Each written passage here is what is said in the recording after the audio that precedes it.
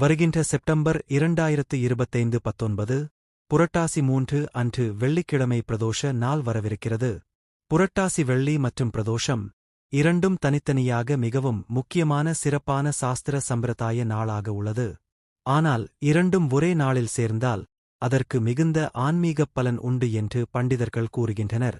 புரட்டாசி மாதம் தமிழ் வருடத்தில் ஆவணிக்கு அடுத்த மாதமே வரும் செப்டம்பர் முதலில் தொடங்கி அக்டோபரில் முடியும் தமிழ் மாதமாகும். இந்த மாதம் பெருமாளுக்கு மிகவும் பிரியமான மாதமாகக் கருதப்படுகிறது. மேலும் சனிகிரகத்தின் ஆட்சி காலம் என்பதால் வெள்ளிக்கிழமைகளில் பெருமாளை வழிபாடு செய்வது மிகவும் புண்ணியகரமானதாகும்.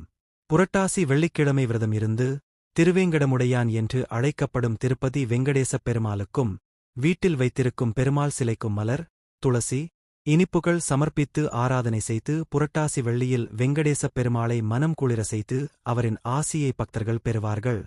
பிரதோஷம் என்று அழைக்கப்படும் சிறப்பான நாள் சிவபெருமானுக்கும் நந்தி பகவானுக்கும் உகந்த நாளாக பார்க்கப்படுகிறது. பிரதோஷம் என்றால் பாபநாசம், அதாவது பாவங்கள் நீங்கும் நாள் என்று பொருள்.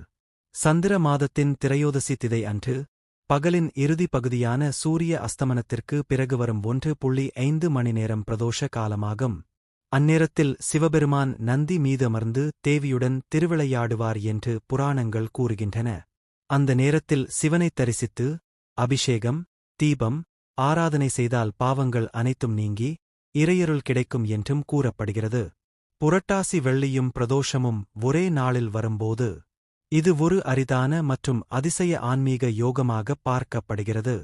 பெருமாளுக்கு உகுந்த நாளான புரட்டாசி வெள்ளியும் சிவபெருமானுக்கு உகுந்த நாளான பிரதோஷமும் சேர்ந்து ஒரே நாளில் வருவது ஹரியும் ஹரனும் ஒரே சமயம் தரிசனம் தரும் அரிய ஆன்மீகம் நிறைந்த நாளாகும். அந்த நாளில் காலை விஷ்ணு பெருமானை வழிபட்டு மாலை பிரதோஷ நேரத்தில் சிவபெருமானை வழிபடுவது சிறந்தது. இருவரின் அருளும் சேர்ந்து நலன்கள், செல்வம், ஆரோக்கியம், பாபநாசம் அனைத்தையும் தரும். வழிபாடு செய்யும் முறைகள் சில உண்டு. புரட்டாசி வெள்ளிக்கிழமைன்று காலை விரதம் இருந்து சுத்தமாக குளித்து பெருமாளுக்கு துளசி, வெள்ளை மலர், சர்க்கரை பொங்கல் அல்லது சிறுதானிய நைவேத்தியம் சமர்ப்பிக்கலாம். மேலும் ஓம் நமோ நாராயணாய அல்லது வெங்கடேச சுப்ரபாதம் போன்ற விஷ்ணு ஸ்தோத்திரம் சொல்லலாம். புரட்டாசி வெள்ளிக்கிழமை மாலை பிரதோஷ காலத்தில் சிவபெருமானுக்கு அபிஷேகம் செய்து பில்வபத்திரம் சமர்ப்பிக்கலாம். மேலும் ஓம் நமசிவாய என்று திருநாமத்தை உச்சரிப்பது மிகவும் சிறந்தது. முடிந்தால் கோவிலுக்கு சென்று பிரதோஷ தரிசனம் செய்வது புண்ணியமானது.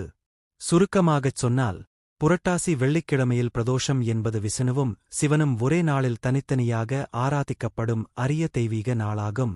இந்த நாளில் விரதம் இருந்து இருவரையும் வழிபட்டால் இரட்டை அருள் கிடைக்கும். நன்றி.